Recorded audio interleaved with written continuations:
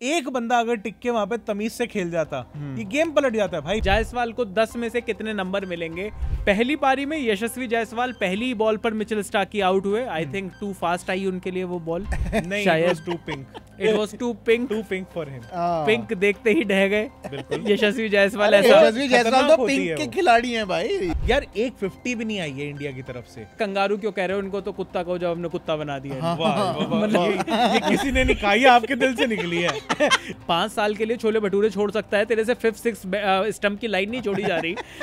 हर बार देखकर उसमें चम्मच अड़ानी है। विराट कोहली वैसी शक्लें बनाने लगे हैं जैसे वीवीएस लक्ष्मण अपने करियर के एंड में बनाने लगे थे। वैसी शक्लें बनाने लगे हैं कि भाई ये मैंने गलत शॉट नहीं खेला, ये तो बॉल ही ऐसी थी। यशस्वी को भी 5 दिए थे और तूने केएल को भी 5 दिए भाई। एक्सपर्ट आदमी है। क्या लगा रहे हो? Zero cricket knowledge. Shubman Gill ने दोनों पारियों में बहुत ही पॉजिटिव फ्लेयर दिखाया अपनी बैटिंग में। आप इनसे हर टाइम एक्सपेक्ट नहीं कर सकते। अरे हर टाइम यार, पिछले 3 साल से एक टाइम तो एक्सपेक्ट करेंगे भाई। असली बॉस प्लेयर इस टाइम पर दोनों टेस्ट मैचेस का अगर कोई है तो वो या तो नीतीश रेड्डी है या ऋषभ पंत है। यार रोहित शर्मा को ना अगर आपको सच में इफेक्टिवली इस्तेमाल करना है तो उन्हें बाहर रखे। यार पर्थ टेस्ट में 295 रन की जीत के बाद एडिलेड पिंक बॉल टेस्ट में टीम इंडिया की 10 विकेट से करारी हार हुई है। और इस हार का रिपोर्ट कार्ड लेकर हम आए हैं यहाँ पर इस पॉडकास्ट में। हमारे साथ है अभिषेक मनचंदा, हमारे साथ हैं प्रशांत कपूर। और भाइयों, ये जो 10 विकेट की हार है, इसने जख्म तो काफी सारे दिए हैं और बहुत सारे सवाल ये भी उठ रहे हैं कि अब जो अगला टेस्ट है गाबा में, वहां पर क्या चेंजेस होने चाहिए? क्या ओपनिंग कॉम्बिनेशन में रोहित शर्मा को वापस आना चाहिए? क्या बॉलिंग में चेंजेस होने चाहिए? बहुत सारी बातें हैं इधर उधर की जो कि करनी है, लेकिन उससे पहले ये जो रिपोर्ट कार्ड पर काम कर लेते हैं। ये जो 11 खिलाड़ी जो पिंक बॉल टेस्ट में एडिलेड में खेले हमारी तरफ से, इनकी परफॉर्मेंस किस तरीके से रही और क्या ये एक्चुअली अगले टेस्ट में जाना, इनका सिलेक्शन क्या ये मतलब इनका सिलेक्शन होना भी चाहिए या नहीं? बहुत सारे लोगों के ऊपर तलवार चलाने की बात हो रही है, हर्षित राणा के ऊपर बात हो रही है। ऑल्दो मैंने तो भाई मैच से पहले भी कहा था कि शायद हर्षित राणा मेरे को वो तीसरा पेसर की तरीके से दिखाई नहीं दे रहे। बहुत सारी बातें होंगी, पर शुरू करते हैं यशस्वी जायसवाल और केएल राहुल से, क्योंकि ये दोनों हमारे ओपनिंग बैट्समैन थे। पहली पारी में यशस्वी जायसवाल पहली बॉल पर मिचेल स्टार्की आउट हुए। I think too fast I उनके लिए वो बॉल। नहीं, शायद too pink, it was too pink for him. Pink देखते ही ढह गए। बिल्कुल। यशस्वी जायसवाल ऐसा। यशस्वी जायसवाल तो पिंक के खिलाड़ी हैं भाई। अरे वो राजस्थान रॉयल्स। तो यही तो बात है, वो कह रहे हैं कि मेरी ऑस्ट्रेलिया की पिंक अलग है, मैं कैसे कर दूं?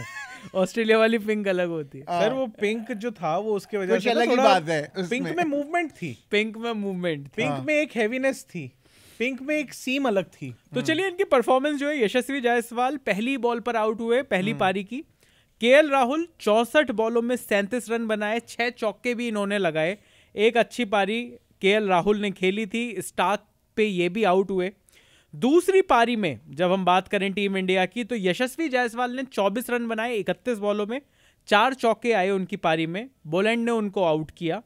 केएल राहुल कमिंस की बॉल पर आउट हुए 7 रन बनाकर 10 बॉलों में, 1 चौका इनकी तरफ से भी आया। में बड़ी गंदी बॉल थी और ये पर बिल्कुल वाइड थी, जब अच्छी खासी, जब वो लोग बिल्कुल तसल्ली से वाइड छोड़ जा रहे हैं, कोई टाइम की कमी नहीं। 5 दिन का टेस्ट है, अभी दूसरा तीसरा ही दिन है। जबरदस्ती जाती हुई बॉल को राहुल ने पीछे मार दिया कि मैं उसको चौका निकाल दूं, मतलब वो बॉल थी नहीं मारने वाली। तो बॉल तो फिर स्टीव स्मिथ के आउट होने वाली भी नहीं थी, उस पर भी तो उसी तरीके से आउट हुए। ये बात है, वैसे दिमाग में मेरे ऐसे घूम रही है, मतलब पिंक, कमिंस, मतलब कैसी बातें हो रही हैं? गंदी बात। मैं ये कह रहा हूँ कि गंदी परफॉर्मेंस, 10 विकेट से हारने की गंदी परफॉर्मेंस के बाद ऐसी बातें निकलना लाजमी है। यशस्वी जायसवाल की परफॉर्मेंस के बारे में पहले बात करते हैं अभिषेक। पहले मैच के बड़े हीरो, बड़ा सेंचुरी उनका आया सेकंड पारी में, ऑल्दो 0 पर वो पहली पारी में वहां पर भी आउट हुए थे। और यहां पर लेकिन दोनों ही पारियों में बहुत ज्यादा कुछ नहीं कर पाए। जायसवाल को 10 में से कितने नंबर मिलेंगे?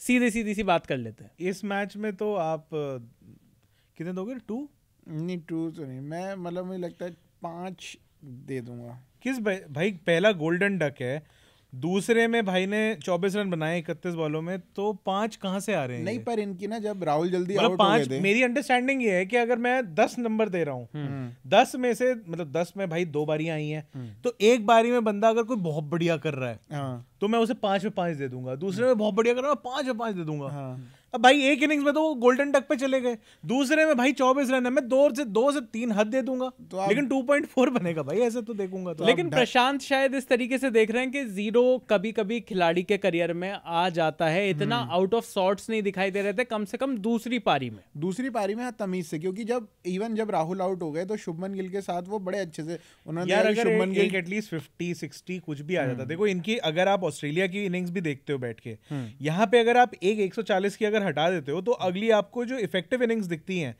लाबुशेन की दिखती है आपको 64 रन की, वहां पे यार 150 भी नहीं आई है इंडिया की तरफ से, 150 नहीं आई है। तो ऐसे में किसी की बैटिंग परफॉर्मेंस को आप कैसे बोलोगे कि भाई कि इसने तो चलो सेटिस्फैक्टरी परफॉर्म कर दिया है, 10 में से 5 नंबर है, ये तो भाई नहीं है, 5 कहां नहीं, 5 एवरेज है 6। यार ये देखो, ये जब गलत टाइम पे, जब आईपीएल में आप फालतू लोगों के नंबर बिना बात के काटते हो, यहाँ पर आप जायसवाल को बिना बात के नंबर दे रहे हो, क्योंकि जायसवाल की परफॉर्मेंस 2 नहीं, तेरा दिल रखने के लिए मैं 3 या 4 दे दूंगा। मैं भी 10 में से 3 नंबर देना चाहूंगा। मुझे ऐसा लगता है कि जायसवाल को थोड़ी सी गलत हेटरेट मिल रही है उस चीज के लिए जो उन्होंने पहले मैच में जो स्टार्क को बोला।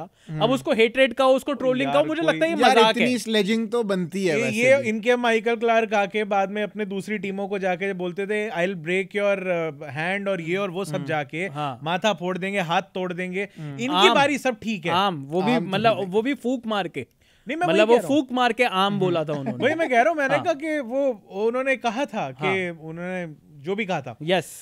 अब ये कुछ भी बोल के निकल जाए, हमारे वाले जरा सा उंगली क्या कर दें तो, और उसके बाद हमारे वाले इतने बढ़िया लोग हैं कह रहे कि हाँ भाई 2 पानी पूरी लगा, पैट उसकी स्टार्क की फोटो लगा के। अबे ये कोई तमीज होती है यार? हमारे लड़के अगर अच्छा कर रहे हैं थोड़ा सा जाके उंगली कर दी, क्या दिक्कत है? नहीं, और मुझे लगता है ये मीम पेजेस थोड़ा सा मतलब इनको ये समझना, ऑल्दो मुझे लगता है कि कई बार अगर आप ह्यूमर, अगर आप दूसरों पर जोक मारते हो तो और यही अगर हम जीत जाते तो उनके ऊपर जोक बनाते, वही मीम पेजेस वही उनके ऊपर उस तरीके से जोक बनाते कि कंगारू क्यों कह रहे हो उनको, तो कुत्ता को जब हमने कुत्ता बना दिया। ये किसी ने नहीं कहा, आपके दिल से निकली है। ये चाह रहे हैं कि अभी जो आई है ना जिल्लत हमारे से, ये फटाफट से 3 मैच अगले जीते और फिर ये डाले यहाँ पे, हम जलील करेंगे। इनके इंस्टाग्राम को मैं फॉलो करूंगा। लेकिन चलिए, जायसवाल की परफॉर्मेंस, क्योंकि वो पहले ही बॉल पर आउट हुए, मुझे लगता है शायद वो पहली बॉल तो गलत पड़ ही गए, लेकिन दूसरी पारी में उन्होंने ठीक ठाक सदी शुरुआत करी थी, बड़ा स्कोर नहीं आया, तो 3 नंबर मुझे लगता है कि शायद उनको देने चाहिए।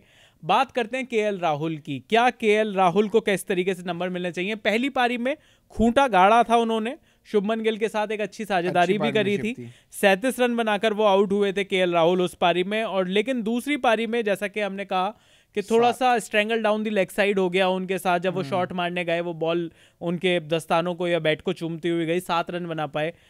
केएल राहुल को अभिषेक कितने नंबर मिलेंगे 10 में से? देखिए, खराब परफॉर्मेंस है, मुझे नहीं लगता कि इंडिया में कोई भी इंडियन टीम का कोई भी प्लेयर कोई डिस्टिंक्शन लेकर पास होने वाला है यहाँ पर फिर भी केएल राहुल को 10 में से कितने नंबर? यार इनको आप फिर भी 4 या 5 दे सकते हो जी, क्योंकि इन्होंने अपनी जो पहले मैच में जो टेक्निक ये लगा रहे थे वो यहाँ पर भी लगाई। दिक्कत एक्चुअली सारे बैट्समैन के साथ ये हुई है, इंक्लूडिंग केएल राहुल या यशस्वी जायसवाल, इनको लगा था पर्थ में हमने बाउंस देख लिया है, उसके बाद आती है एडिलेड और पिंक बॉल और एक्स्ट्रा ग्रास, बिल्कुल, और यहाँ पे उनको पर्थ से भी ज्यादा बाउंस जब मिलती है तब इनको समझ में आता है अबे ये क्या हो गया। तो जब इनको लग रहा था कि शायद ये एडजस्ट कर गए हैं उस बाउंस पे या ऑस्ट्रेलियन कंडीशंस में जो हम कहते हैं, इनको यहाँ पे और डिफिकल्ट सिचुएशन मिली और ये फिर आगे इवेंचुअली एडजस्ट नहीं कर पाए। केएल राहुल बढ़िया अपनी टेक्निक दिखा रहे थे, कोई जल्दबाजी नहीं कर रहे थे, अपना आराम से खेल रहे थे, लेकिन फिर ठीक है, अब वहाँ पे भाई जब अंगार उगल रहा है एक आदमी तो आप उसका कुछ कर नहीं पाओगे। और बाकी इंटेंट पहले इनिंग्स में बढ़िया थी, दूसरे में ज़्यादा लंबा टिक नहीं पाए, तो मेरे हिसाब से तो 4 शायद मैं दूंगा। और आई जस्ट होप के इनको अब इनके साथ वो ना हो जाए कि रोहित शर्मा ऊपर आ जाए और ये वापस नंबर 6 पे चले जाए। बिल्कुल अच्छा कर रहे हैं ये। रोहित शर्मा की करंट फॉर्म देख के, हालांकि हम आएंगे रोहित शर्मा पे, लेकिन रोहित शर्मा की करंट फॉर्म देख के मुझे नहीं लग रहा कि उनको अभी वापस से वो नई बॉल फेस करनी चाहिए, गिवन दैट अगला मैच गाबा में है, जहां पे आपको बिना पिंक बॉल के भी सेम वही बाउंस और सब कुछ मिलने वाला है, पेस मिलने वाला है, सीम स्विंग सब कुछ होगा वहां। बिल्कुल। प्रशांत, तुम्हारे हिसाब से केएल राहुल को कितने नंबर? बहुत हेट मिला था इस टूर्नामेंट से पहले। पहले मैच में आते के साथ ही काफी फैंस को इन्होंने जोड़ा है अपनी इनिंग से, यहाँ पर भी ओपन किया। बिल्कुल। और मुझे केएल राहुल, मैं आपके मार्क से पहले मैं केएल राहुल को 5 नंबर देना चाहूंगा। मुझे लगता है कि केएल राहुल जब जायसवाल आउट हो गए पहली बॉल पे पहली पारी में, और वो जब टॉस जीतकर इंडिया ने पहले बैटिंग करी, उस टाइम पर थोड़ा सा ओवरकास्ट भी था, एडिलेड में बारिश पड़ी थी एक रात पहले। सो वहां पर जिस तरीके से उन्होंने बैटिंग दिखाई, जिस तरीके से पहली विकेट के बाद भी, और हम बात करते हैं अक्सर केएल राहुल की कि बहुत जल्दी प्रेशर में आ जाते हैं, इनकी तो शक्ल पे ही लगने लगता है कितना प्रेशर है। शक्ल कैसी भी हो, सरप्राइजिंगली इस बार शक्ल पे नहीं है। बिल्कुल। अगर था पहले तो शक्ल पे दिख रहा था, अभी नहीं है, अब नहीं दिखता। तो वो भी एक्नॉलेज कर रहे हैं, वो एक्नॉलेज नहीं है इनकी शक्ल। बिल्कुल, आंखों में भाई दिख रही है भूख इस बार, और भूख भी दिख रही है। और कहीं ना कहीं जिस तरीके से, और हम आगे आएंगे, आपने रोहित पे बात करी, विराट कोहली पर भी आएंगे। भाई तू मतलब 5 साल के लिए छोले भटूरे छोड़ सकता है, तेरे से 5-6 स्टंप की लाइन नहीं छोड़ी जा रही हर बार देखकर उसमें चम्मच अड़ानी है। मैं ये कहूंगा, देखो वेस्ट दिल्ली से हूँ मैं। हाँ।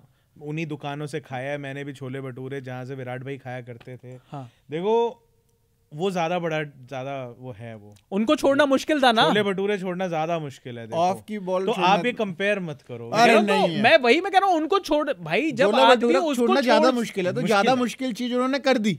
हाँ। तो कम मुश्किल चीज तो करके कर ही सकते। अब हिम्मत नहीं पड़ रही ना एक और ऐसे मतलब बलिदान देने की और हिम्मत नहीं पड़ रही ऑफ की बॉल छू देना यार। लेकिन चलो, जैसा कि हमने कहा कि विराट कोहली पे थोड़ा बाद में आएंगे, लेकिन केएल राहुल जैसा आपने कहा, आप भी अगर 5 नंबर देना चाहते हो, सेकंड पारी में थोड़े से अनफॉर्चुनेट रहे। यशस्वी को भी 5 दिए थे और तूने केएल को भी 5 दिए। क्योंकि यशस्वी ऑल इन ऑल देखो ये बैक कर रहे हैं यशस्वी को कि वो आउट ऑफ सॉर्ट्स नहीं लग रहे, मुझे ऐसा लगा। हाँ, क्योंकि देखो यशस्वी वो जो पहली बॉल पे आउट हो जाना, वो तो प्योर लक था। मुझे लगता है खराब टेक्निक से ज्यादा वो प्योर लक था कि वो बॉल एकदम से पता ही नहीं पहली बॉल होती है। जो नंबर देते हैं ना जब लोगों को, तो एक ना डंडी होती है, यार्ड स्टिक कहते हैं लोगों से। अगर तुम्हारे पे हो तो दिखाना कौन सी वाली है। अरे भाई एक्सपर्ट आदमी है क्या लगा रहे हो? Zero cricket knowledge. लेकिन चलिए, केएल राहुल ने फिर भी अच्छा परफॉर्म किया, और मुझे तो यही लगता है कि केएल राहुल और यशस्वी जायसवाल को ही आगे जाकर ओपन करना चाहिए। लेकिन नंबर 3 पर शुभमन गिल। शुभमन गिल की बात करेंगे। शुभमन गिल इस मैच में वापस आए थे, रोहित शर्मा के साथ ये भी वापस आए, देवदत्त पडिक्कल की इन्होंने जगह ली। 51 बॉलों में 31 रन बनाए, 5 चौकों के साथ पहली पारी में। बोलेंड की बॉल पर एलबीडब्ल्यू हुए, उस बॉल पर जिनका एक्सपर्ट्स का मानना है कि वो बहुत ज्यादा स्विंग नहीं हुई, शायद गलत लाइन पर खेल गए। दूसरी पारी में अगर हम बात करें शुभमन गिल की, तो 30 बॉलों में 28 रन बनाए। स्टार्क की एक बॉल पर, बहुत ही शानदार बॉल थी जिस पर वो बोल्ड हुए, मतलब वो कोई अनप्लेएबल टाइप ही बॉल थी वो, लेकिन 3 चौके उन्होंने यहां पर भी मारे। तो शुभमन गिल को कितने नंबर? मेरे हिसाब से मैं शुरुआत करता हूं, मैं शुभमन गिल को 6 नंबर देना चाहूंगा 10 में से। मैं भी 6 या 7, क्योंकि शुभमन गिल ने दोनों पारियों में बहुत ही पॉजिटिव फ्लेयर दिखाया अपनी बैटिंग में। जब यशस्वी जायसवाल आउट भी हुए और पहली पारी में वो आए, उसी ओवर में 2 चौके शायद उन्होंने मारे आते के साथ ही। तो वो जो प्रेशर होता है, और कहीं ना कहीं अगर मैं याद करूं तो पहली टेस्ट मैच को अगर याद कर लें तो जायसवाल और केएल राहुल ने 4-5 ओवर तक बैटिंग कर ली, रन फिर भी नहीं आए स्कोर कार्ड पे। तो वो जो रन का जो मूवमेंट जैसे ही उन्होंने शुरुआत करी, वहां पर मुझे लगता है कि शुभमन गिल इंजरी के बाद आए, पहले मैच में नहीं थे, दूसरे मैच में आते के साथ ही ऐसा लगा कि शायद इनके बल्ले से बड़े रन आएंगे इस सीरीज में। आपका क्या कहना अभिषेक? इनकी पार्टनरशिप जमी थी, केएल राहुल शुभमन गिल, उस टाइम तक लग रहा था सब सही है, कोई बात नहीं, एक आधा टॉप पे एक झटका लगना था, लग गया बिल्कुल। और अब पार्टनरशिप जम गई है, अब बढ़िया रन बन जाएंगे, पिंक बॉल विंक बॉल सब पुरानी कर देंगे, इनकी पिंक की लाल कर देंगे। 69 रन की पार्टनरशिप हुई थी, ये मैं बताना चाहूंगा पहली पारी में। बिल्कुल, वो जो बहुत अच्छी पार्टनरशिप हुई है। और जैसे कि हम बात कर रहे हैं, पिंक है और लाल हो गया और जो भी है, पॉइंट ये है कि इन दोनों अच्छे लग रहे थे, दोनों बैटिंग करते हुए। शुभमन गिल भी दोनों पारियों में जैसे खेल रहे थे। नंबर की अगर बात करें तो मेरे हिसाब से मैं इनको 5 ही दूंगा, मतलब 5 या 5.5 प्रॉब्ली कर दूंगा। क्योंकि एक वो जो मतलब मेरे को ना एक वो है, दिक्कत है इनसे कि दोनों पारियों में इनको स्टार्ट मिल गया, ये समझ गए कि भाई खेलना कैसे है। ठीक है, एक आधी बॉल आपको एक इनिंग में मिल गई अनप्लेएबल टाइप की, लेकिन स्टार्ट मिल गया। टीम इंडिया को जरूरत थी आपकी मतलब मैच्योरिटी की। अब आप वो पुराने वाले शुभमन गिल नहीं हो, वो जो जिसने गाबा का घमंड तोड़ा था, आप बिल्कुल नए नए आए थे। अब आपसे उम्मीद रखी जाती है एक सीनियर प्लेयर की तरह कि आप रुकोगे, आप अच्छे से इनिंग्स को अपनी पूरा आगे तक गाइड करके लेके और आप नंबर 3 पर खेल रहे हो। ये पुजारा वाली जगह है भाई, ये पुजारा वाली जगह। और बहुत अच्छे, मतलब जब तक क्रीज पे थे ऐसा नहीं लग रहा था कि टेंटेटिव है। वो खेल रहे थे तो लग रहा था कि यार सॉलिड शॉट्स हैं, उनको पता है कि वो क्या कर रहे हैं। लेकिन उसके बावजूद विकेट गंवा देना और वो दोनों पारियों में चले जाना, तो वहां से दिक्कत शुरू हो जाती है। और उसके बाद ही वो जो झड़ी लगी विकेटें गिरने की, वो इनके विकेट के बाद से ही शुरू हुआ। बिल्कुल। तो अब ये तकलीफ हुई है मुझे उनसे, और बड़ा मतलब मेरे को ये है कि मैं उनसे उम्मीद कर रहा हूँ कि ये अब क्योंकि वापस आए थे वो PM11 वाले मैच के अंदर, तो इन्होंने ठीक है 50 बना दी, रिटायर करके वापस बुला लिया।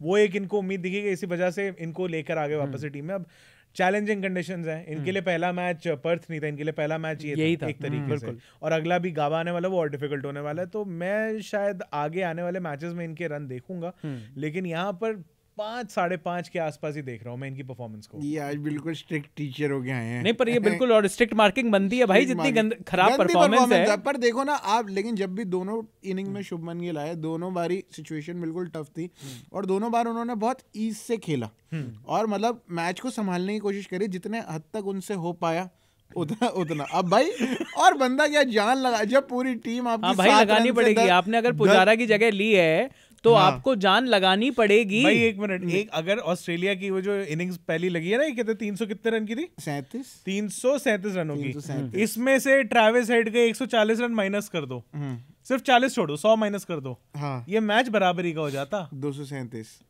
ये मैच ऑलमोस्ट बराबरी का हो जाता है। और 60 के आसपास कैच भी ड्रॉप करी थी डीएसपी साहब ने। वो तो एक वो ड्रॉप हुई, एक बाद में स्लिप्स में चली गई थी ट्रेविस हेड की, वो जो ना पंत ने अटेम्प्ट करा ना पहली स्लिप ने अटेम्प्ट करा। वो पता नहीं क्या इनके ब्रेन फेड अलग चल रहे थे, इनके अलग ब्रेन फेड चल रहे थे। वो पॉइंट नहीं है, पॉइंट ये कि एक बंदा अगर टिक के वहां पे तमीज से खेल जाता, ये गेम पलट जाता है भाई। पिछले मैच में भी यशस्वी जायसवाल ने वो जो पहली 200 रन की पार्टनरशिप निकल गई थी यार, 75 रन इधर है, 160 रन इधर है, उसके बाद ही जब बॉल पुरानी हो गई, विराट कोहली के लिए आके सेटल होना आसान था, 100 रन वो मना के गए। उसके बाद भाई एक बंदा चाहिए होता है, पूरा कोर्स बदल जाता है। नहीं, और टॉप 3 की जो जिम्मेदारी है वो कर सकते हैं, शुभमन गिल वो कर सकते हैं। उन्होंने गाबा में भी पिछली बार जब घमंड तोड़ा, 92 रन की वो जो पारी है वो सब लोगों को याद है, ओपनिंग करी थी उन्होंने उस टाइम पर। लेकिन यहां पर जो एक बड़ी जिम्मेदारी, जैसा कि हम अभी बात भी कर रहे हैं, ओपनर्स या फिर जो आपका जो टॉप 3 बैट्समैन है, उसमें हमेशा इंडिया ने ऑस्ट्रेलिया जाकर अच्छा परफॉर्म सिर्फ तब किया है जब या तो आपका ओपनर या नंबर 3 का ऐसा प्लेयर हो जो बॉलर्स को थकाए, जो बॉल को पुरानी करे। विराट कोहली की सेंचुरी आई पर्थ में, भाई विराट कोहली की सेंचुरी आई, लेकिन इन पॉइंट क्या था विराट कोहली का? जब विराट कोहली आए बॉल ऑलरेडी काफी पुरानी हो चुकी थी। जब विराट कोहली आए ऑलरेडी आपके 250 रन लगभग स्कोर कार्ड पर टंग चुके थे। आपने बॉलर्स को थका दिया था। यहां पर इस मैच में कोई भी ना ऐसी पारी आई जिसमें बहुत ज्यादा रन आए, ना ऐसी पारी आई जिसमें बहुत ज्यादा बॉल्स को कंज्यूम किया हो। आप मार्नस लाबुशेन को देखिए, पहला टेस्ट ठीक है नहीं रन आए मार्नस लाबुशेन के, दूसरे टेस्ट में आए रन, पर पहले टेस्ट में उन्होंने वो पुजारा वाला काम करने की कोशिश तो कर रहे थे मार्नस लाबुशेन। लगातार इतने सारी बॉल्स खेलकर 2-2.5 घंटे खेलकर ठीक है नहीं रन लगे। यहां पर टीम इंडिया का ऐसा कौन सा बैट्समैन है जो वो पुजारा वाला काम कर रहा है? हम जो पुरानी बीजीटी की जिसके हम कह रहे हैं गाबा का घमंड और ये और वो, वहां पर चेतेश्वर पुजारा का आपने नाम लिया।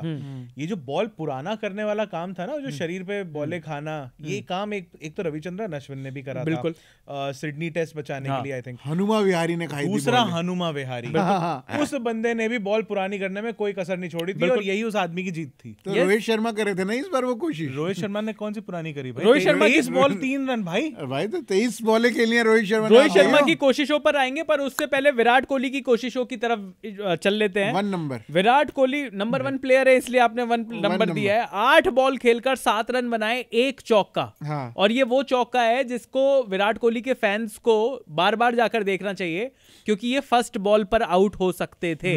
ये वही फ्लर्टेशियस टेक्निक थी उनकी कि जो बिल्कुल जो 6 स्टंप पर बॉल आई वहां पर उन्होंने बल्ला लगाने की कोशिश करी, गैप में गई, चौका आ गया, बहुत अच्छी बात है। दोबारा एक चीज बताता हूँ, सॉरी बीच में काट रहा हूँ, वो क्या नाम है, विराट कोहली की बात कर रहे हो, छोले भटूरे जब बनते हैं ना तो वो जो थाल होता है, कढ़ाई होती है वो बढ़िया, तो छोले भटूरे बना के ना ऐसे करके ऐसे करके डालते हैं, हाँ, ऐसे करके। हाँ, तो वो वही है, वो ऑफ स्टंप वाला वो जो है ना हल्का सा, वो साइड में छू देना हल्का सा, वो वहीं से आप समझ रहे हो, आ रहा है वो, आप समझ रहे हो। लेकिन दूसरी पारी में भी विराट कोहली ने 21 बॉलों में 11 रन बनाए, और मुझे जो विराट कोहली के डिसमिसल से और ज्यादा जो चिढ़ होने लगी है वो इस बात की भी होने लगी है कि वो विराट कोहली से मैं उम्मीद नहीं करता। विराट कोहली वैसी शक्लें बनाने लगे हैं जैसे वीवीएस लक्ष्मण अपने करियर के एंड में बनाने लगे थे, वैसी शक्लें बनाने लगे हैं कि भाई ये मैंने गलत शॉट नहीं खेला, ये तो बॉल ही ऐसी थी, ये बॉल ने ज्यादा बाउंस ले लिया, ये बॉल थोड़ी सी इधर निकल गई। अरे यार आप तो जादूगर खिलाड़ी हो भाई, आप ये चीजें आप नहीं करोगे तो हम बैठ के करेंगे कि पीले सोफे पे जो बैठकर हम बातें बना रहे हैं। आप नहीं तो देखना है इन चीजों को। और लगातार भाई अगेन फिर लोग बात करेंगे कि हाँ सेंचुरी आ गई, पिछले मैच में ही सेंचुरी आई थी, तब तो आप बड़ी तारीफ कर रहे थे। तारीफ करेंगे भाई, विराट कोहली चैंपियन प्लेयर है, तारीफ करेंगे, लेकिन जब जरूरत है टीम इंडिया को, अगर उन क्रंच मैचेस में, टेस्ट मैचेस में अगर आप पिछले 3 साल का रिकॉर्ड देख लें, अगर नहीं रन आ रहे विराट के, रोहित के, तो कौन, हम फैन क्लब क्यों चलाएंगे, हम उनके बारे में बात ही नहीं करेंगे। हाँ कि भाई वो तो है ही ना, उनके बिना की टीम थोड़ी बनेगी। अरे जब 11 खिलाड़ी में से 2 बंदे अगर ऐसे आपके खेल रहे हैं जो खेल ही नहीं रहे, तो फिर क्यों, कब तक बैठे रहेंगे उस पे। तो फैक्ट ये है कि अब विराट कोहली, आप जैसे कह रहे हो, वीवीएस लक्ष्मण साहब का आपने नाम लिया कि towards the end of his career एक सर्टेन लुक होती थी उनके चेहरे पे, भाई एक बॉल ने अचानक क्या कर दिया, जैसे बॉल सामने से गायब हो गई, टेलीपोर्ट होकर सीधे स्टंप्स में उड़ा के चली गई, और आप ऐसे करो, अरे भाई ये क्या कर दिया। तो विराट कोहली साहब के शक्ल पे भी, और कहीं ना कहीं रोहित शर्मा फिर वो आ जाते हैं, खैर, लेकिन इन सबकी शक्लों पे लगभग सिमिलर लुक है।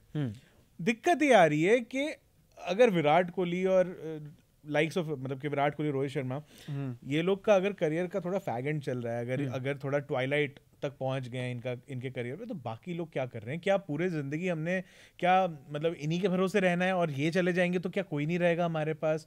बाकी लोग को भी जिम्मेदारी उठानी पड़ेगी। ये लोग को लेके ये लोग आई थिंक हमें भी एक्सेप्ट कर लेना चाहिए, ये लोग अब बहुत कंसिस्टेंटली सेंचुरी पे सेंचुरी नहीं हमें देंगे। ये लोग बीच बीच में थोड़े छोटे स्कोर करेंगे, एक बहुत बढ़िया एक नॉक ऑफ ब्रिलियंस आएगा, और उसके बाद वापस आप ये नहीं देखोगे कि पहले कहते हैं ना कि एक सेंचुरी आई, अगले में दूसरी आएगी। मेरे ख्याल से अब शायद ऐसा नहीं होगा, बहुत कम होगा अगर ऐसा तो हुआ फिर इसका सॉल्यूशन क्या निकालें? अभिषेक मुझे एक बात बताएं कि सरफराज खान को आपने मैं आपकी बात पर जवाब मैं चाहता हूं। मैं ये नहीं कह रहा, मैं ये कह रहा हूं कि आप इनसे हर टाइम एक्सपेक्ट नहीं कर सकते। अरे हर टाइम यार, पिछले 3 साल से एक टाइम तो एक्सपेक्ट करेंगे भाई। मैं आपसे ये पूछ रहा हूं कि ये पिछले 3 साल से ये जो पीआर गेम जो चल रहा है दोनों प्लेयर्स का, के इंटेंट के नाम पर और जी बाकी सारी चीजों के नाम पर, ये कब तक वैलिड रहेगा? आप सरफराज खान की बात करते हैं, चलो सरफराज खान को आपने इंडिया में खिलाया, आप कह रहे हो कि उनसे शायद स्पिन नहीं खेली जा रही थी, पूरी टीम ही नहीं खेल पा रही थी स्पिन। अब जब यहां पर आए, सरफराज खान के नाम की चर्चा ही नहीं हो रही। आपने तो सरफराज खान को खिलाया था ना, वो तो आपके मिडिल ऑर्डर के बैट्समैन बन गए थे, आपने केएल राहुल को ड्रॉप किया था, 150 भी मारा उन्होंने, पर आप मौका क्यों नहीं दोगे? अब जब आप मौका ही नहीं दोगे, आपने नीतीश रेड्डी को मौका दिया, मेरे ख्याल से असली बॉस प्लेयर इस टाइम पर दोनों टेस्ट मैचेस का अगर कोई है तो वो या तो नीतीश रेड्डी है या ऋषभ पंत है। 2 ही खिलाड़ी हैं जो ऐसा सा लग रहा है कि वाकई में ऑस्ट्रेलिया में हराने के लिए आए हैं। बाकी तो मतलब ये पाकिस्तानियों की तरह वीजा का प्रोग्राम थोड़ी है यार। और कब तक इस बारे में बात ना हो? बात करते हैं लोग सपोर्ट की, भाई प्यार करते हैं टीम इंडिया से, और जिस दिन ये प्यार, ये जो नाराजगी है, जिस दिन ये खत्म हो जाएगी, लोगों को फर्क पड़ना बंद हो जाएगा, तो फिर तो बाकी गेम्स की आप हालत देख ही लीजिए इंडिया में। बन जाएगा क्रिकेट इंडिया में। बाकी गेम्स की हालत देख ही लीजिए ना। हॉकी तो चलो फिर भी लोग मानते हैं उसको नेशनल गेम है, आप बाकी गेम्स की बात कर लीजिए ना, किसको क्या पता चल रहा है कि बाकी कौन से गेम में क्या हो रहा है क्या नहीं हो रहा है इंडिया में। सही बात। पर चलिए ऋषभ पंत से पहले, क्योंकि हम विराट कोहली की बात कर रहे हैं, जल्दी आगे थोड़ी सी बातें बढ़ाते हैं। रोहित शर्मा, कप्तान रोहित शर्मा, नंबर 6 पर इन्होंने बैटिंग करी दोनों ही पारियों में। नंबर 5 पर नहीं आए, नंबर 5 पर ऋषभ पंत जो आ रहे थे उनको छेड़ने की कोशिश नहीं करी। तो अब ये जो रोहित शर्मा की जिस तरीके से वापसी हुई इस मैच में, और इस मैच में उन्होंने खेल दिखाया, 23 बॉलों में 3 रन। अब ये रोहित शर्मा पहली पारी में कौन से ओवर में आए थे ये मैं आपको बताना चाहता हूं। शुभमन गिल के आउट होने के बाद आए थे। शुभमन गिल 21 ओवर में आउट होते, 21 ओवर पुरानी हो चुकी थी बॉल। उसके बाद अगर आप बात करो दूसरी पारी में रोहित शर्मा ने 15 बॉलों में 6 रन बनाए। पैट कमिंस की वो बॉल, लोग कहेंगे कि भाई ये सीरीज की बॉल हो गई, अभी 2 ही मैच गिरे हैं ऑल दो, लेकिन और रोहित शर्मा कितनी बार बोल्ड आउट हो रहे हैं फास्ट बॉलर से, उसकी भी लिस्ट बनाना थोड़ा सा मुश्किल हो गया है, क्योंकि एक ही क्यू कार्ड लेकर आया हूं, 2 तक चलेगी उसकी बातें। रोहित शर्मा दूसरे जब इनिंग्स में जब आए तब भी 17 ओवर पुरानी हो चुकी थी बॉल। रोहित शर्मा अगर 17 ओवर पुरानी बॉल नहीं खेल पा रहे तो क्या रोहित शर्मा को ओपनिंग करने भेज देना चाहिए अगले मैच में? नई बॉल से। साहब तो बोल रहे हैं, गावस्कर साहब बोल रहे हैं, मैं कुछ नहीं कह रहा हूँ, गावस्कर साहब बोल रहे हैं कि वो ओपन करें, अब बहुत हो गया एक मैच में। उनके एग्जैक्ट वर्ड्स बता रहा हूँ, उन्होंने कहा कि केएल राहुल, अब जब रोहित आए थे तो केएल और वो 200 रन की पार्टनरशिप लगा के आए थे यशस्वी जायसवाल, तो जब वो टीम में आ रहे तो ये सेल्फलेस नेचर था कैप्टन का कि उन्होंने रिस्पेक्ट दी उन दोनों बैट्समैन को।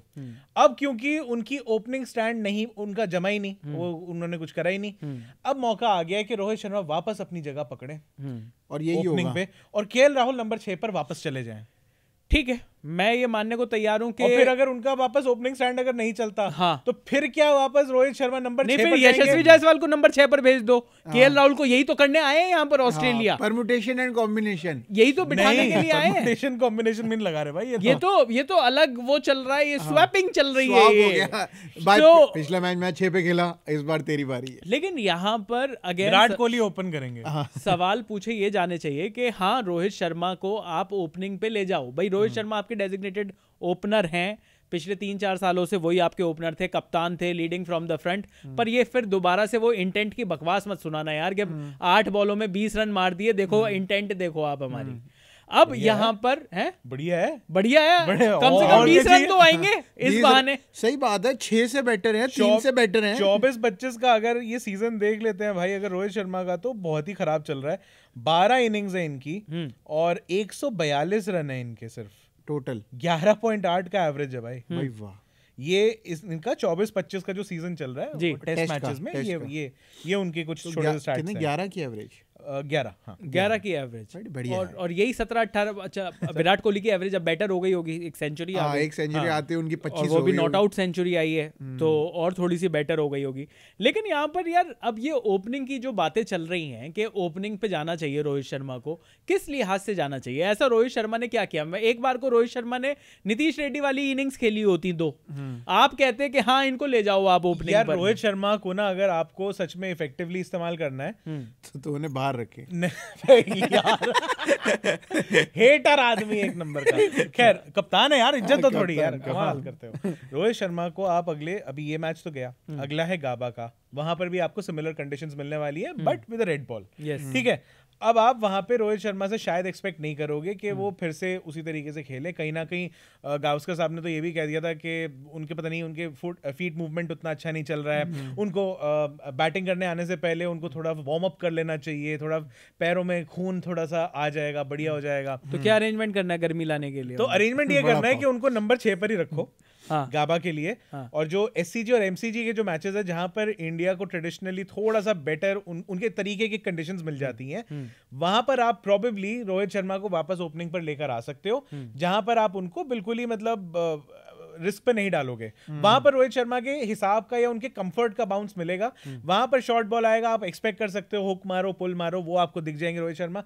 लेकिन गाबा में आप ये रिस्क मत लेना। अभी यशस्वी और KL Rahul I think better equipped रहेंगे अगर आप इसी ओपनिंग कॉम्बिनेशन के साथ चलो।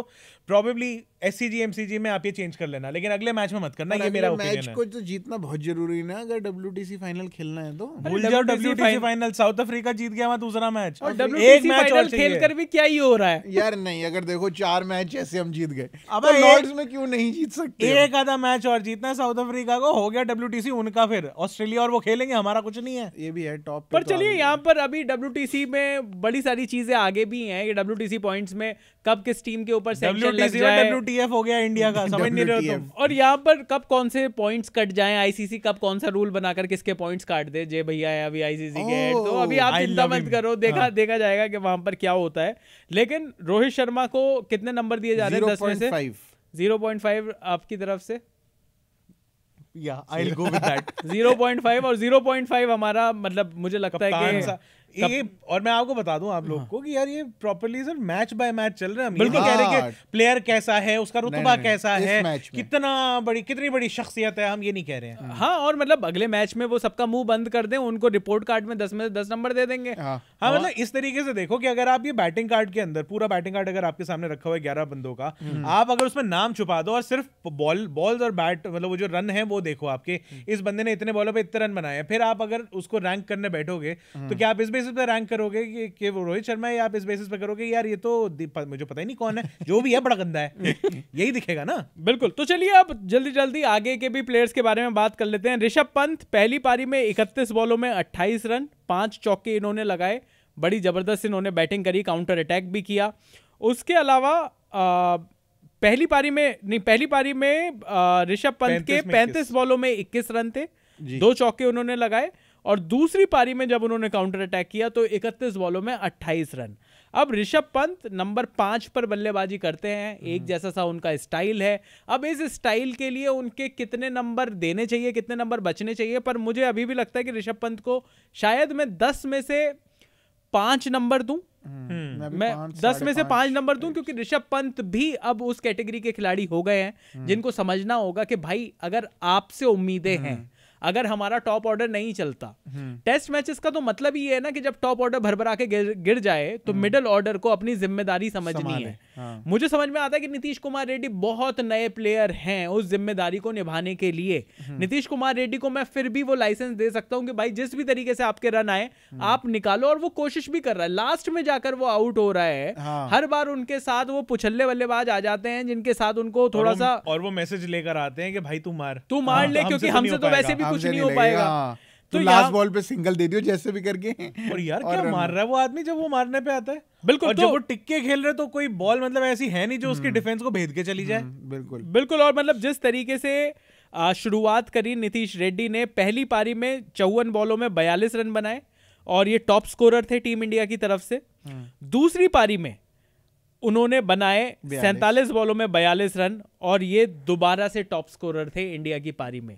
तो नीतीश रेड्डी, जिनके बारे में जिनको पता नहीं था, आउट ऑफ सिलेबस खिलाड़ी बताया जा रहा था, बोला जा रहा था कि इनको आईपीएल से फास्ट ट्रैक किया है, पर कम से कम एक लड़का है जो लगातार जिगरा दिखा रहा है। और मैं तो इस लड़के को 7 नंबर देना चाहूंगा 10 में से। ठीक है, अभी तक बॉलिंग उतनी टेस्ट नहीं हुई है, फिर भी 1 विकेट निकाली इन्होंने, अभी भी 1 विकेट इन्होंने फिर भी ली, पर 10 में से 7 नंबर इकोनॉमिकल रहे, बढ़िया ओवर करे। हाँ, ये जरूर मैं कहूंगा कि उतने तेज तरार से नहीं दिखाई देते, थ्रेटनिंग नहीं दिखाई देते। करेक्ट, तो वो वैसे दिखाई नहीं दे रहे हैं, लेकिन आई थिंक वो बुमराह के अलावा कोई भी दिखाई नहीं दे रहा है जी, लेट्स बी ऑनेस्ट। और बाकी बैटिंग के अंदर वहां ये नजर आ रहे हैं कि भाई जब टिके हुए हैं तो टिके हुए हैं। इनके पास दोनों गेम है। हाँ। टिकने वाला गेम भी है, मारने वाला गेम भी है। इंडिया को बचा के निकाल रहे हैं कि भाई वो आखिर में ये जो पहले इनिंग का जो 180 रन बन के गया है, ये आराम से 120 होता, 130 होता। बिल्कुल। हाँ, लेकिन भाई मुश्किल हो रहे थे अश्विन और ये लोग टिके, उन्होंने भी थोड़ा थोड़ा रन बनाए, और बाद में जो आखिर में जब 150 पे आ गए थे उसके बाद इन्होंने फिर लप्पे घुमाने शुरू कर, लप्पे क्या क्लीन शॉट्स, प्रॉपर शॉट्स थे, रख के मार रहे थे। हाँ। वो 180 इन्होंने पहुंचा दिए, वरना इतनी भी इज्जत का स्कोर नहीं बचता, वो 150 से भी नीचे ही होते। नीतीश कुमार रेड्डी इस टाइम पे टीम इंडिया का भार जो है अपने कंधों पे उठा के लेके चल रहे हैं। नीतीश कुमार रेड्डी को जिसने भी टीम के अंदर डाला है भाई, ये गंभीर भाई का है ये एक्सपेरिमेंट या जिसका भी है भाई, बहुत बढ़िया है। मतलब इसके तो आप 10 नंबर ले जाओ। और नीतीश रेड्डी क्योंकि भाई बॉलिंग भी बढ़िया कर रहे हैं और बैटिंग में भी टीम इंडिया का भार उठा रहे हैं, मेरी तरफ से तो 8 है भाई। और मुझे तो बॉर्डर गावस्कर ट्रॉफी अगर टीम इंडिया नहीं जीतती यार, ये फाइंड है। अगर border Gavaskar trophy team India नहीं जीतती तो मुझे नीतीश रेड्डी आगे के टेस्ट मैचेस में बॉर्डर गावस्कर ट्रॉफी के बाद मुझे टॉप 5 में बैटिंग करते हुए दिखाई देते हैं। शायद इस पूरी सीरीज में उनको मौका ना मिले अपने स्लॉट से ऊपर जाने का। इनके लिए भी तो वही था ना, इनके लिए भी मतलब वो पर्थ था। बिल्कुल, वो गंदी भयंकर बाउंस थी, वो चिन म्यूजिक बोलते हैं हमेशा पर्थ के लिए, क्योंकि पुरानी मिट्टी की ही विकेट बनी हुई थी वहां पे भी। बिल्कुल, यहाँ पर भी भाई इनके पास वो पिंक बॉल थी, एक्स्ट्रा घास थी, एक्स्ट्रा बाउंस थी, पेस थी, पहला सब मैच कुछ है मिल रहा था इनको भाई। इनके लिए भी पहला मैच है, इनके लिए भी वो पिंक बॉल से पहली बार ये टेस्ट मैच खेल रहे हैं। तो भाई इनके लिए भी सेम कंडीशंस थी। ये कैसे अप्लाई कर पा रहे हैं अपने आप को, और बाकी जो इनसे सीनियर बंदे हैं जो ऑस्ट्रेलिया टूर कर चुके हैं, जो पिंक बॉल खेल चुके हैं, वो कैसे अप्लाई नहीं कर पा रहे, मेरी समझ के परे है। बिल्कुल। तो नीतीश रेड्डी तो यहाँ पर सबसे ज्यादा मार्क्स लेकर टीम इंडिया की तरफ से पास हुए हैं। पर एक इंक्लूजन रविचंद्रन अश्विन, जल्दी से बात कर लेते हैं। 22 बॉलों में 22 रन बनाए थे। बॉलिंग के नाम पर जब टीम ऑस्ट्रेलिया की तरफ से सब लोग रन मार रहे थे, ट्रेविस हेड वगैरह भी रन मार रहे थे, अश्विन सिर्फ और सिर्फ इकोनॉमिकल बॉलिंग करते हुए नजर आए। 18 ओवर में 53 रन देकर 1 विकेट लिया। दूसरी पारी में रविचंद्रन अश्विन 14 बॉलों में 7 रन बनाकर आउट हुए। वॉशिंगटन सुंदर की जगह इनको लेकर गए, कोई भी इंप्रेसिव परफॉर्मेंस इनकी ना बैटिंग में ना बॉलिंग में दिखाई नहीं दी। ऑल्दो 22 रन जो पहली पारी में आए उससे शायद टीम इंडिया वो 150 की जगह 180 तक पहुंच पाई, उसको आप थोड़ा क्रेडिट दे सकते हो। पर क्या अश्विन खेलेंगे तीसरे टेस्ट मैच में? क्या अश्विन की परफॉर्मेंस ऐसी है? क्योंकि वॉशिंगटन सुंदर की भी परफॉर्मेंस खराब नहीं थी बिल्कुल, और लेकिन वॉशिंगटन भी बैटिंग कर लेते हैं यार, मतलब इतनी बैटिंग शायद वॉशिंगटन सुंदर भी कर पाते। टीम इंडिया के मैच हारने की वजह रविचंद्रन अश्विन का इंक्लूजन नहीं था। लेकिन क्या अगले टेस्ट मैच में हम अश्विन को देख रहे हैं, या फिर आपको लगता है कि सुंदर या फिर रविंद्र जडेजा बेटर ऑप्शन हो सकते हैं अगले टेस्ट मैच के लिए? मुझे लगता है सुंदर को शायद लेके आ जाएंगे वापस से। अभिषेक, आपको क्या लगता है? मुझे ये लगता है कि आप अश्विन की जगह शायद आकाशदीप को देखोगे। और ये मैं इसलिए कह रहा हूं कि आपको भले एक बैटिंग ऑप्शन कम मिलता है, लेकिन वो बैटिंग ऑप्शन आपको लोअर डाउन दी ऑर्डर जिस तरीके की कंडीशंस मिलने वाली हैं वो कंट्रीब्यूट नहीं करके देगा। पर अगर आप अश्विन की जगह आकाशदीप को लेकर आओगे तो क्या आप हर्षित राणा को एक और टेस्ट मैच खिलाओगे? मैं जैसी वो कंडीशंस है, ये हॉर्सेस फॉर कोर्सेस वाला हिसाब किताब है।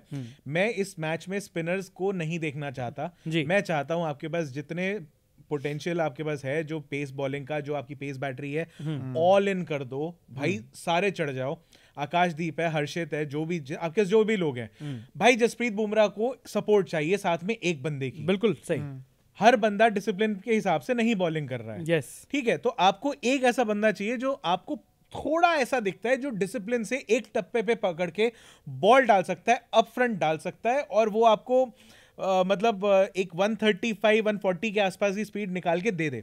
हर्षित राणा कई बार 140 क्रॉस कर रहे थे, लेकिन फिर वही बात है कि वो थोड़ी बैक ऑफ द लेंथ करते हैं। उनको किसने बोल दिया है कि भाई ये लेंथ रखोगे तो बहुत बढ़िया मजा आ जाएगा?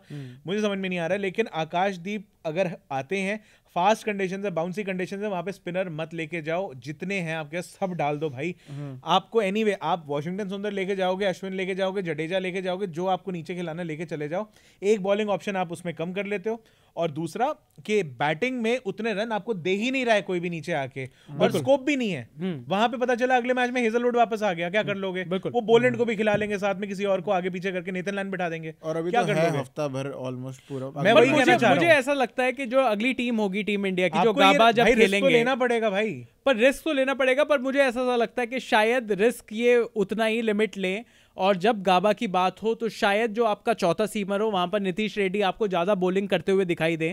इसी वजह से उनका सिलेक्शन भी किया गया था, और मुझे नहीं लगता कि यहां पर हर्षित राणा को एक और मौका मिलने वाला है। मेरा मानना यह था, और जैसे कि हमने वीडियोस में भी बात करी कि हर्षित राणा को इस मैच में भी मौका नहीं मिलना चाहिए था।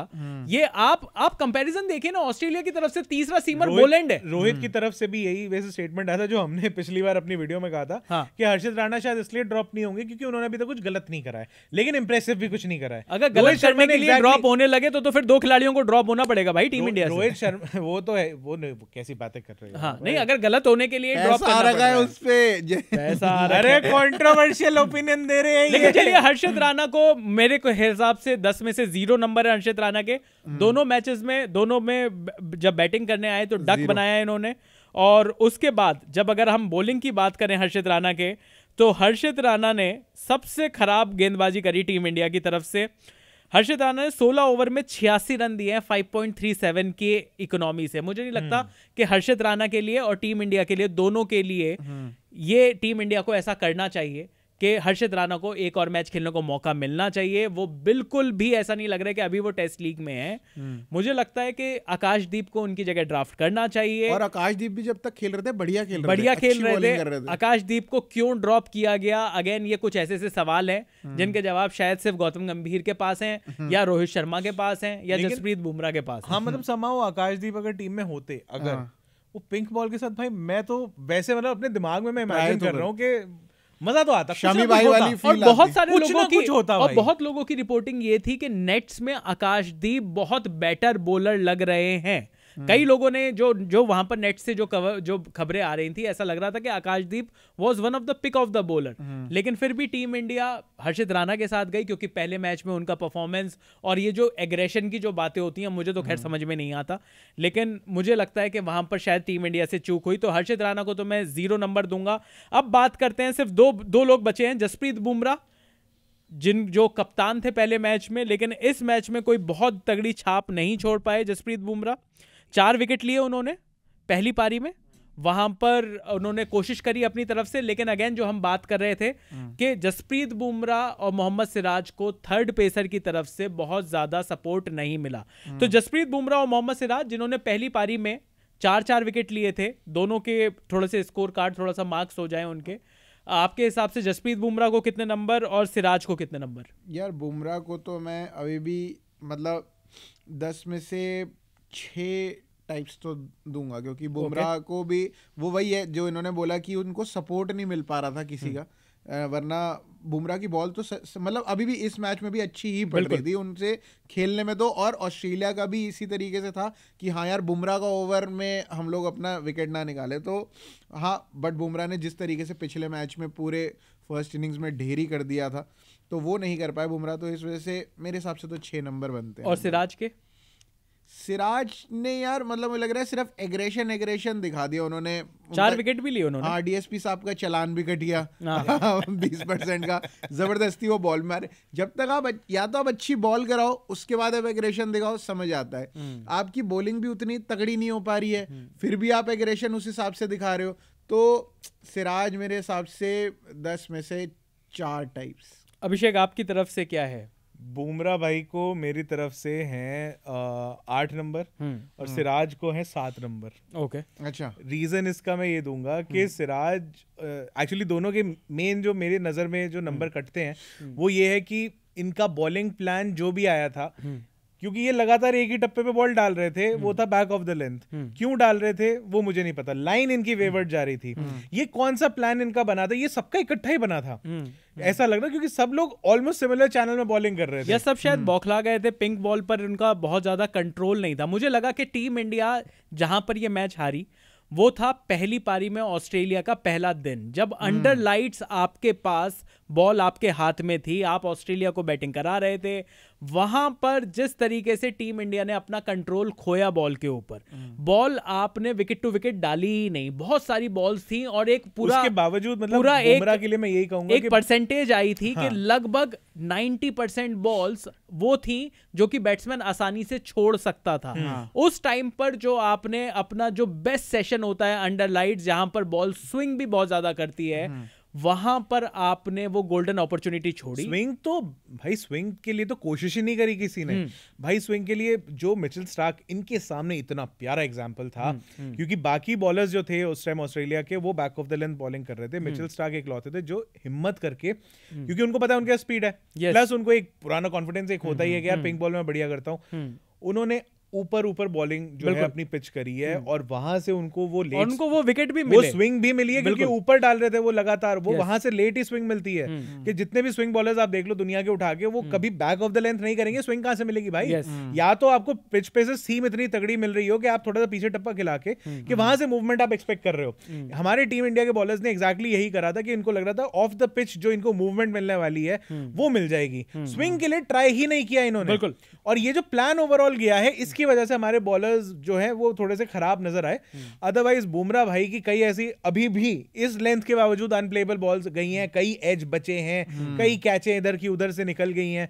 मतलब उन्होंने अपनी तरफ से भाई, बुमराह भाई ने पूरी कोशिश करी है। चलो, मैं तो साथ में अगर एक बंदा और मिल जाता, और इकोनॉमी रेट भी कम रहा है, इकोनॉमी रेट भी कम रहा है, ऐसा नहीं है कि उन्होंने रन्स लीक कर रहे हो। 2.65 की इकोनॉमी, 23 ओवर में सिर्फ 61 रन, 5 मेडन। तो जसप्रीत बुमराह, और मतलब चलिए इस डिस्कशन को एफर्ट अपना पूरा करा है, रैप करते हैं। पर मुझे लगता है कि जसप्रीत बुमराह को शायद 10 में से 7 नंबर मिलने चाहिए। वहां पर मैं जो मुझे थोड़ी सी परेशानी हुई वो ये हुई कि वो जो पिंक बॉल जो मैं आपको कह रहा हूं, वो जो बेस्ट टाइम था पहले दिन का, जो लास्ट सेशन था, पोस्ट डिनर जो सेशन था, वहां पर जाकर आप अच्छा और ऐसी वो टाइम भी था, वो उस टाइम पर आपने 180 बना लिए थे।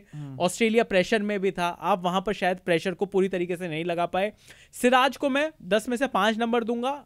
सिराज भी अपनी तरफ से कोशिश कर रहे थे, पर मुझे लगता है कि जहां पर टीम इंडिया ये हारी ये मैच, वो ये था कि एक तो उस सेशन में खराब बॉलिंग एग्जीक्यूशन, और दूसरा टीम इंडिया के पास सपोर्ट नहीं था। जसप्रीत बुमराह बहुत ज्यादा ओवरकुक्ड लग रहे हैं इस टाइम पर, ऐसा लग रहा है सारी जिम्मेदारी उनके ऊपर है, और जब तक टीम इंडिया के बाकी फास्ट बॉलर्स ये जिम्मेदारी उठाने के लिए नहीं आते। पिछले मैच में जब थोड़ा सा कंधे झुकने लग रहे थे या सिराज को हेल्प चाहिए थी या इवन बुमराह को भी, वो लगातार विराट कोहली की तरफ मुड़ रहे थे, थोड़ा बातचीत कर रहे थे, और फिर बाकी पंच से बात हो रही थी और भी बाकी लोग इकट्ठे हो रहे थे। सिराज की बारी भी लगातार वो जो है बातचीत चल रही थी विराट कोहली से और सारे लोग से। इस मैच में मुझे वो प्रोएक्टिव अप्रोच नहीं दिखी। कई बारी आप भले ही कितने सीनियर बॉलर हो, आपके पास अगर वो एनकरेजमेंट या एक वो हल्का सा एक होता है ना, कोई बात नहीं, तो छक्के का कोई टेंशन नहीं, तू बॉल ऊपर डाल, एक वो जो चाहिए होता है ना, एक कप्तान भी थोड़ी सी पैट ऑन द बैक चाहिए होता है ना, वो जो पैट कमिंस करते हैं, वो पैट ऑन द बैक यहाँ बॉलर्स के पास मिसिंग थी। सब अपने अपने दिमाग से चल रहे थे, और कहीं ना कहीं रोहित शर्मा जब से आए हैं तब से, और ये जो साथ में ये जो अनवांटेड रिकॉर्ड भी लेकर आए, हम 3 लगातार टेस्ट मैच उनकी कप्तानी में न्यूजीलैंड से घर में हारे, यहाँ पर भी अब ये वाला टेस्ट मैच हारकर लगातार 4 टेस्ट मैच। किस तरीके से टीम इंडिया दोबारा से रिबाउंड करेगी ये देखना होगा। पर ये थी हमारी रैंकिंग्स एडिलेड टेस्ट मैच के लिए। क्या क्या चेंजेस होने चाहिए गाबा के मैदान पर टीम इंडिया की तरफ जब इंडिया ऑस्ट्रेलिया का तीसरा टेस्ट मैच होगा। इस पॉडकास्ट में हमने टीम इंडिया के बारे में बात करी। अब गाबा के मैच के बाद मिलेंगे इस दोबारा से क्रिकेट पॉडकास्ट में। होपफुली टीम इंडिया वहां पर फुल डिस्टिंक्शन के साथ पास होगी, ऑस्ट्रेलिया को उसकी नानी का दूध, नहीं माँ का दूध, नानी की याद और माँ का दूध याद दिलाएगा। जिस भी तरीके से टीम इंडिया क्या क्या करेगी उस बारे में मतलब हम लोग होपफुल हैं। आपका क्या कहना है कि क्या होने चाहिए टीम इंडिया की तरफ से चेंजेस, ये आप कमेंट बॉक्स में लिख दीजिए। बाकी इस वीडियो में इतना ही। आप देख रहे हैं स्विच।